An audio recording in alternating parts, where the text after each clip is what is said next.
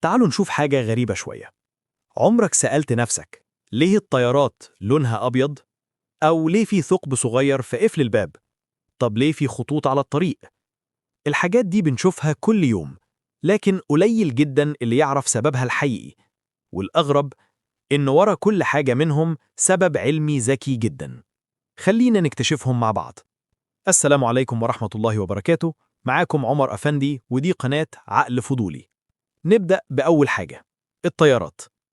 لو ركزت شوية هتلاحظ إن أغلب الطيارات في العالم لونها أبيض. السؤال بقى، ليه مش أزرق أو رمادي أو أي لون تاني؟ الحقيقة إن الموضوع مش مجرد شكل. اللون الأبيض بيعكس أشعة الشمس، وده بيخلي الطيارة تسخن أقل وهي في الجو. الطيارة أحياناً بتفضل ساعات طويلة تحت الشمس، ولو كان لونها غامق كانت هتمتص الحرارة بشكل أكبر بكتير. لكن دي مش الفايدة الوحيدة. اللون الأبيض بيخلي أي شروخ أو خدوش في جسم الطيارة تبان بسرعة، وده مهم جدا لأسباب الأمان. يعني اللون الأبيض بيساعد المهندسين يلاحظوا أي مشكلة قبل ما تكبر. نيجي للحاجة التانية، قفل الباب. أكيد لاحظت قبل كده إن في ثقب صغير في قفل باب الحمام أو بعض الأبواب. الثقب ده شكله بسيط جدا، لكن وراه سبب مهم. تخيل إن حد اتحبس جوه الحمام والباب اتقفل بالغلط، هتعمل إيه؟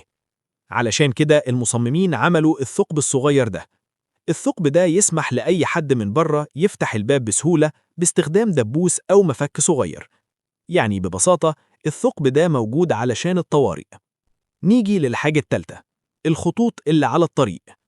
لو بصيت على أي طريق هتلاقي خطوط بيضة أو صفرة، لكن السؤال هنا، ليه الخطوط دي مهمة جدا؟ الخطوط دي بتقسم الطريق علشان السواقين يعرفوا يمشوا في حارات منظمة. لكن في سر صغير ناس كتير ما تعرفوش. بعض الخطوط دي مصنوعة من مواد عاكسة للضوء. يعني لما نور العربية يضرب فيها بالليل، الخطوط تنور وتبقى واضحة جدا، وده بيساعد السواقين يشوفوا الطريق حتى في الظلام. دلوقتي تعالوا نشوف حاجة كلنا بنستخدمها يوميا، الكيبورد. لو بصيت على الكيبورد هتلاحظ إن الحروف مش مرتبة أبجديا. يعني ليه الحروف مش ألف ب ت ث أو ABC؟ القصة دي ترجع لأكتر من 150 سنة.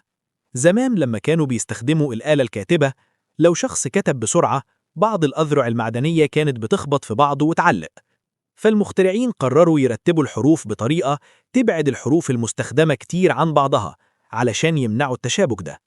الترتيب ده اسمه QWERTY، والغريب إننا لحد النهاردة ما زلنا بنستخدم نفس الترتيب. نيجي للحاجة الأخيرة، المرايات في المصاعد. أكيد لاحظت إن معظم المصاعد فيها مرايات كبيرة، لكن المراية دي مش بس للزينة. زمان ناس كتير كانت بتشتكي إن المصاعد بطيئة جدا، لكن لما المهندسين درسوا المشكلة اكتشفوا حاجة غريبة. المصاعد ما كانتش بطيئة فعلا، الناس كانت حاسة إن الوقت بطيء. فقرروا يحطوا مرايات داخل المصاعد علشان الناس تبص لنفسها أو تعدل هدومها أو شعرها، وفجأة الإحساس بالوقت اختفى، وبقت الرحلة تعدي أسرع من غير ما حد يحس.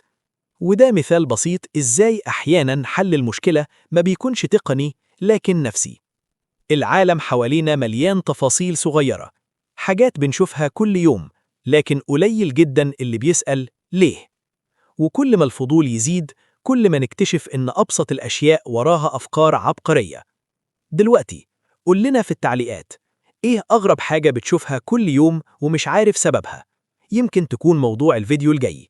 وما تنساش تعمل لايك للفيديو وتشترك في قناة عقل فضولي علشان دايما نغذي فضولك بحقائق مذهلة عن العالم من حوالينا.